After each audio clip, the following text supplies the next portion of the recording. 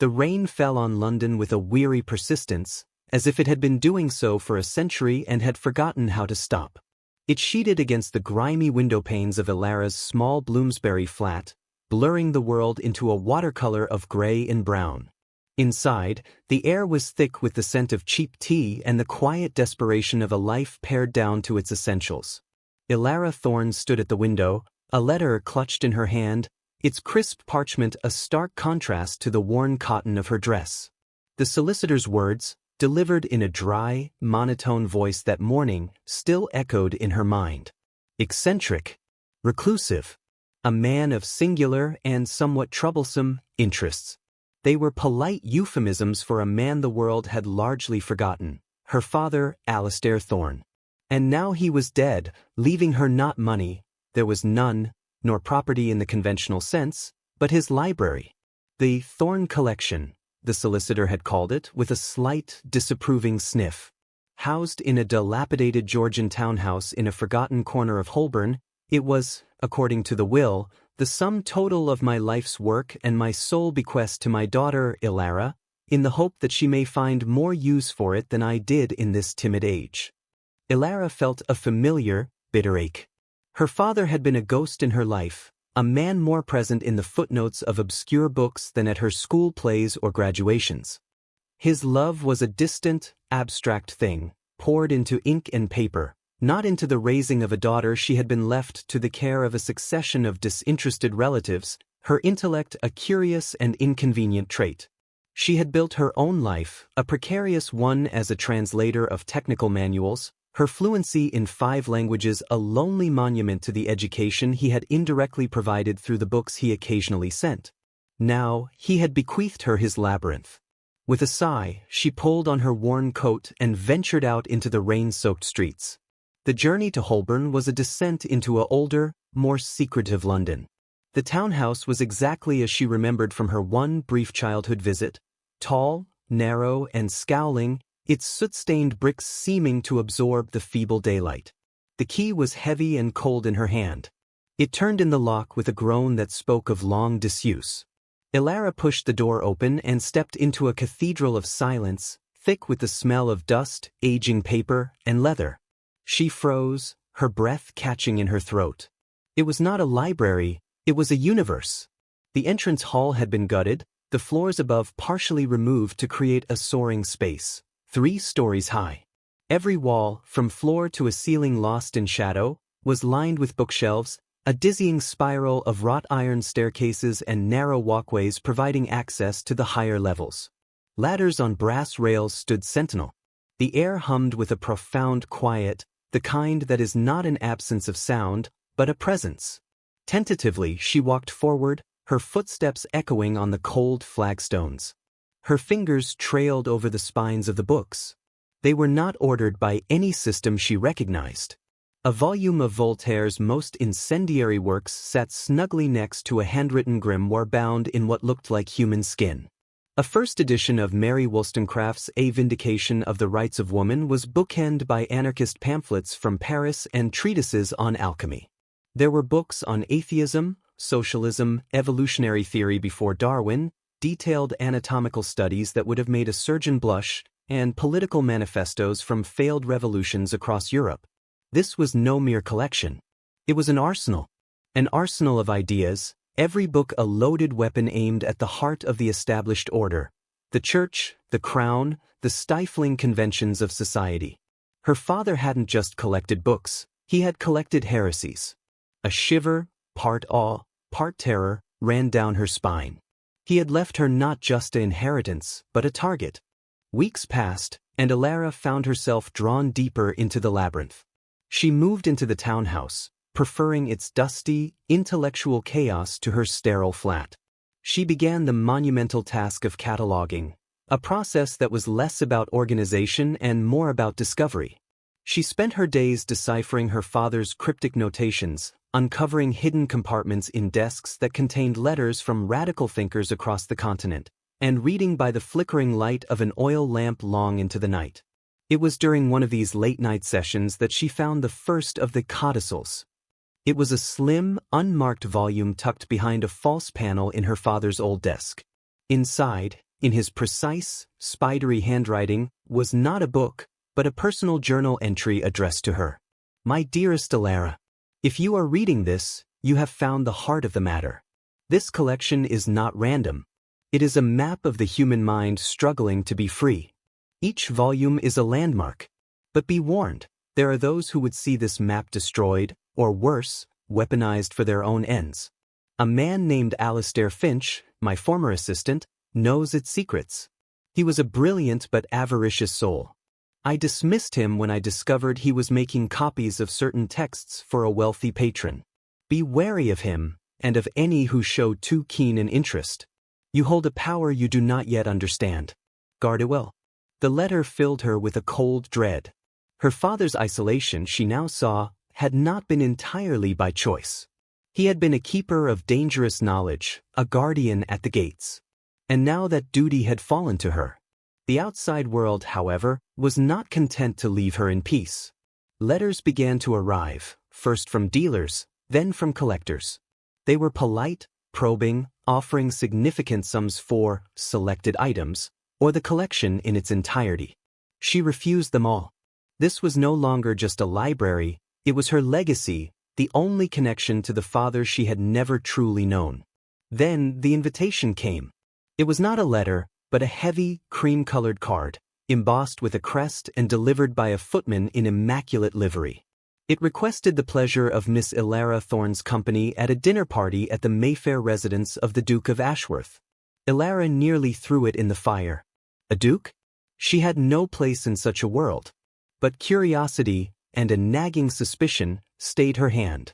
The name Ashworth was familiar. She spent an afternoon searching through her father's correspondence until she found it. A brief, cryptic note from a decade ago, mentioning a Lord A who had made an exceedingly generous, but morally repugnant, offer for a set of letters between Percy Bysshe Shelley and William Godwin. The handwriting was agitated, the ink blotted with what looked like anger. Lord A. Could it be Ashworth? Against her better judgment, she decided to go.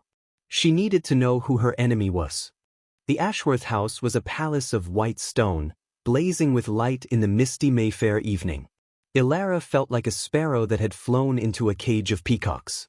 Her dress, her best, was hopelessly out of fashion amidst the silks, satins, and diamonds of the other guests. She was announced in a sonorous voice, and a ripple of curious, faintly disdainful attention passed through the crowd. And then he was there. Alistair Finch. He was a small, sharp-faced man with eyes that darted about like a bird's, missing nothing. He detached himself from a group and came towards her, a thin, predatory smile on his lips. Miss Thorne, he said, his voice a silken whisper. A pleasure to see you again, though under such tragic circumstances. Your father was a great man. A misguided one, but great. Mr. Finch, Elara replied, her voice cool. My father mentioned you. Did he? Finch's smile tightened. I trust he spoke well of my work.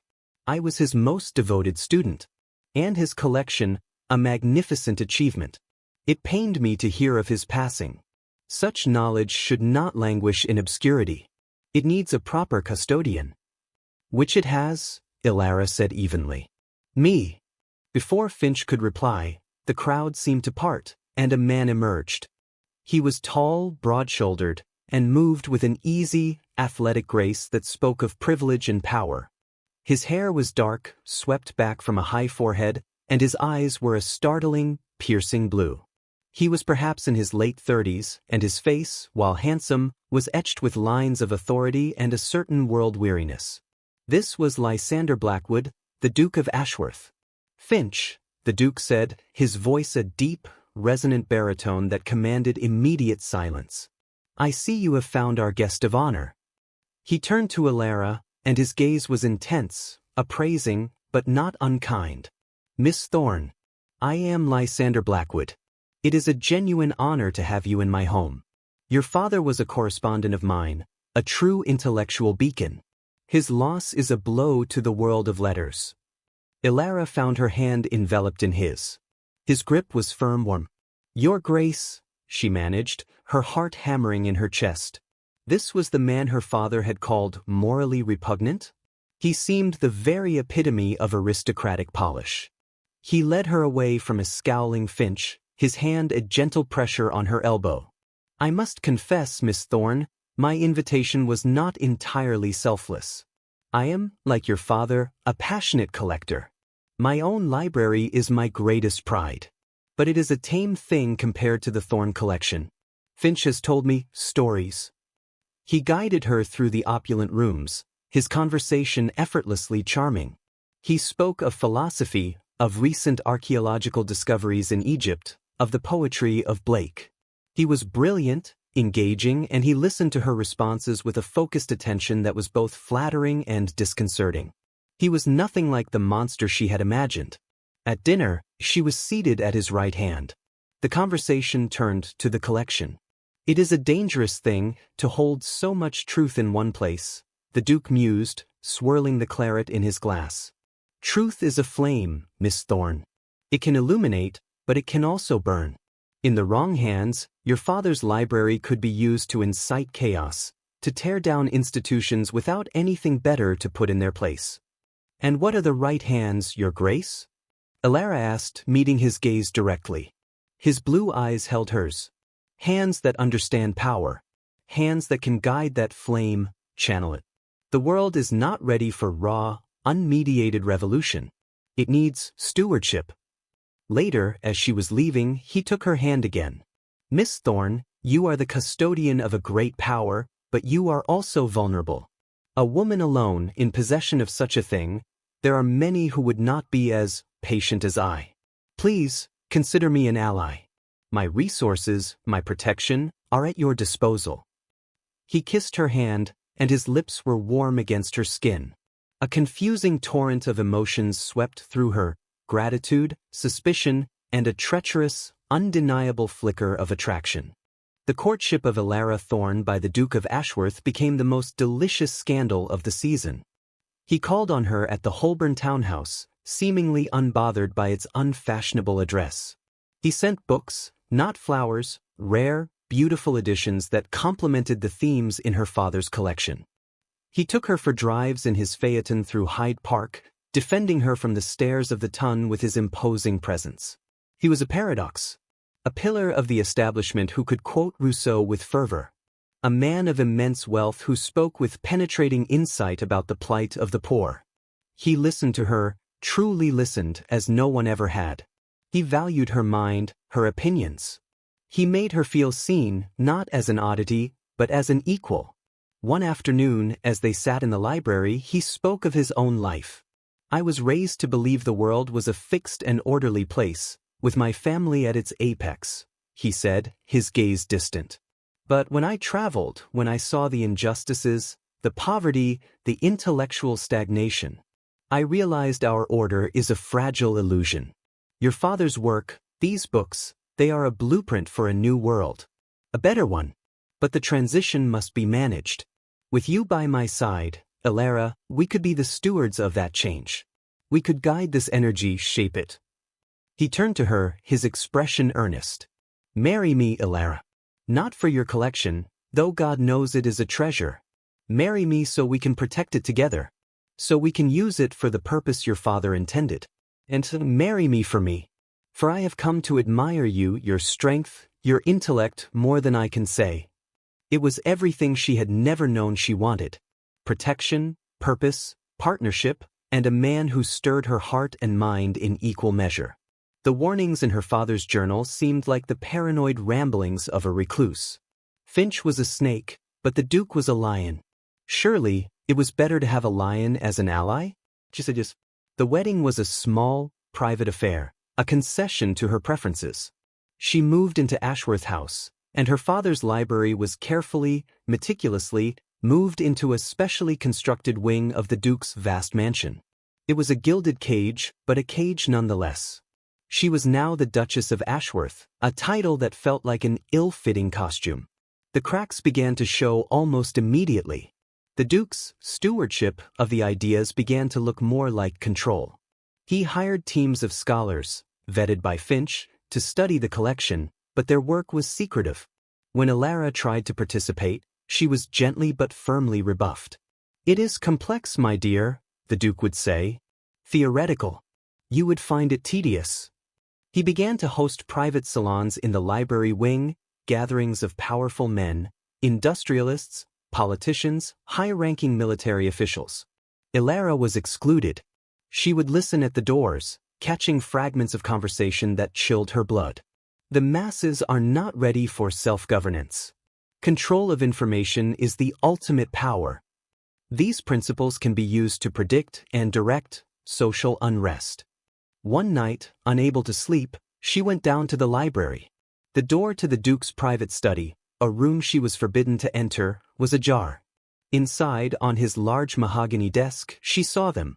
Her father's most fragile, unique manuscripts, the Shelley Godwin letters, a coded journal from the leader of the Jacobins, her father's own annotated copy of Paine's Rights of Man, were laid out. But they were not being preserved. They were being taken apart. Finch was there, hunched over a page, meticulously tracing the marginalia. "What are you doing?" she demanded, her voice shaking. Finch jumped. The Duke appeared in the doorway behind her, his face a mask of cold calm. "Elara, you should be in bed." "What is he doing to my father's books?" "The originals are too delicate," the Duke said smoothly. "We are creating a master archive. A copy of the collection, so the knowledge is never lost." But Elara's eyes had fallen on a stack of freshly printed pamphlets on a side table. They bore a radical, inflammatory title calling for the overthrow of the monarchy. But the language was crude, violent, a grotesque parody of the sophisticated arguments in her father's books. And at the bottom, in small print, was a fake imprint designed to implicate a growing, peaceful workers' union. Her blood ran cold. She looked from the pamphlets to the Duke's impassive face, and finally to Finch's smug, triumphant smile. The truth crashed down upon her. He didn't want to steward the ideas. He didn't want to build a new world. He wanted to weaponize the language of revolution to create controlled chaos, to discredit his enemies, to cement his own power and that of his class. He was using her father's life's work as a tool for oppression. The marriage, the charm, the courtship, it had all been a transaction. A means to acquire the arsenal. The confrontation was swift and brutal, stripped of all aristocratic pretense. "You used me," she said, her voice low and steady in the cavernous silence of the library. "I offered you a partnership," the Duke countered, his own voice hardening. "You are failing to see the larger picture, Elara. This is statecraft. Power does not yield to polite argument. It must be shocked, destabilized. These ideas are a virus. I am merely learning to culture it, to direct its spread." "To poison the well," she cried. "To use the dream of freedom to build a stronger prison. My father spent his life gathering these truths." "Your father was a dreamer," the Duke roared, his composure finally shattering. "He gathered kindling but was too timid to light the fire. I'm not. This collection is a tool, Elara. And tools belong in the hands of those strong enough to wield them." "You will stop," she commanded, drawing herself up to her full height. "This is my collection. I am withdrawing your access." He laughed, a short, ugly sound. "It is our collection by the laws of this country. You're my wife. What is yours is mine. You are mine." The finality in his voice was a prison door slamming shut. He had not just acquired her library, he had acquired her. She was part of the collection now, another rare and troublesome item to be managed. He assigned a footman to watch her door. Her movements were restricted. She was a prisoner in her own home, in the gilded cage she had willingly entered. Despair threatened to consume her. But as she paced the confines of her luxurious room, her eyes fell on a small, unassuming book she had brought with her for comfort, a collection of Greek plays. It reminded her of the heroes who fought against impossible odds, not with strength, but with cunning. The Greek goddess of cunning wisdom. Her father had written a marginal note in another book about her. Against brute force, the clever mind must use guile. The weapon of the apparently powerless. A plan began to form in her mind, desperate and audacious. He thought the value was in the books themselves, the physical objects. But the true value, the true power, was in the specific, unique configuration of her father's mind. The connections he had made, the annotations, the hidden relationships between texts that existed only in this one complete collection. The Duke and Finch were creating a copy, but they were missing the soul. They were cataloging trees but missing the forest. She could not remove the books, but she could destroy their unique integrity. She began to play a role. She became subdued, defeated. She apologized to the Duke for her hysterical outburst, blaming it on the stress of her new position. She feigned a growing interest in the practical application of his work, asking seemingly naive questions. Slowly, carefully, his vigilance relaxed. Using the household accounts as a pretext, she gained access to the storerooms. She smuggled out a bottle of ink and a pen. Then she began her true work. Late at night she would sneak into the library. While the Duke and Finch slept, believing their archive nearly complete, Elara began to systematically sabotage the collection. She did not destroy the books. That would be a sin. Instead, she altered them. With a hand that perfectly mimicked her father's, she began adding new marginalia. In a treatise on liberty, she wrote a seemingly scholarly note that subtly undermined its core argument, pointing out a logical flaw that could be used to dismiss the entire work. In a revolutionary manifesto, she corrected a date, throwing the entire historical context into doubt. She swapped indexes, mispaginated sections, inserted cryptic, nonsensical comments that would lead a researcher down false trails. She took the pure, powerful ideas and introduced a subtle, insidious poison of doubt and contradiction. She was turning the arsenal into a hall of mirrors. It was a monumental task, performed in stolen hours of darkness, her heart pounding with every creak of the floorboards. She was not just a keeper anymore. She was a forger, a saboteur, fighting a secret war from within the enemy's camp. The climax came during a demonstration the Duke had arranged for his most important backer, a shadowy, high-ranking government official. In the library, Finch was to present the first finished volume of their Archive of Revolution, a compendium of the most dangerous ideas, neatly categorized and ready for deployment. Elara, invited to observe as a symbol of the Duke's total victory, sat quietly in the back. Finch, puffing with self-importance, began his presentation. And here, sir, in Godwin's Political Justice, we have the philosophical underpinning for the dissolution of private property. Note my cross-reference to the Spencean pamphlets. He trailed off, frowning. He flipped a page. Then another. His confident patter faltered. The cross-references he mentioned led to unrelated texts. The dates were wrong. The marginal notes, which he had counted on to provide a sharp, guiding analysis, were obtuse, contradictory nonsense. A nervous titter went through the small audience. The government official looked bored and then irritated. This is a mess, Ashworth. You promised a precision tool.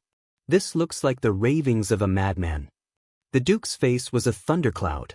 He strode forward, snatching the book from Finch's trembling hands.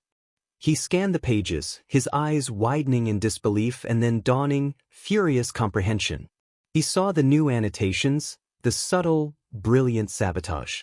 His head snapped up and his gaze, burning with a cold, murderous rage, locked onto Elara. She met his stare, her own expression serene. She did not speak. She didn't need to. He knew. In that moment he saw not the vulnerable woman he had married and manipulated, but the true daughter of Elara Thorne. He had acquired the physical library, but he had failed to acquire its spirit. He had the weapon, but she had secretly changed the firing pin. He whispered, the word laden with a venom that filled the room. The government official stood. This is a waste of my time, Ashworth. A colossal and expensive waste. Do not contact me again until you have something of actual value.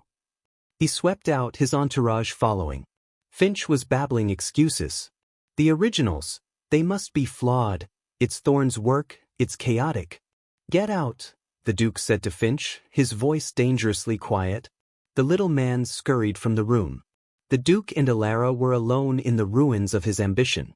You have destroyed years of work, he said, advancing on her. No, Elara replied, standing her ground. I have protected it. You wanted to turn a symphony into a battle drum. I have ensured it can only be heard as a symphony. The knowledge is still there, Lysander, all of it. But its power is now conditional on understanding, on wisdom. It cannot be used as a blunt instrument. Not anymore. Not by you. He stood before her, a mountain of frustrated power. He could strike her. He could lock her away. But he could not undo what she had done. The key to the arsenal was gone, and she had swallowed it. You have won nothing, he spat. You are still my wife. This collection is still mine. Is it? She asked softly. You have the shell. I have the soul. And a wife is not a possession, your grace. Not in any book in this library that is worth reading. She turned and walked away, out of the library, out of the main house, and into the night. She did not know where she would go, what she would do. But she was free. She had the clothes on her back and the cunning in her mind. She had lost a husband and a title, but she had reclaimed her father's legacy and, more importantly, herself.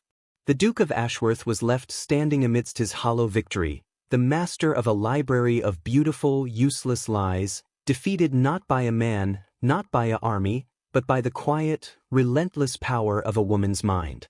The war was over. Elara Thorne had written her own final chapter.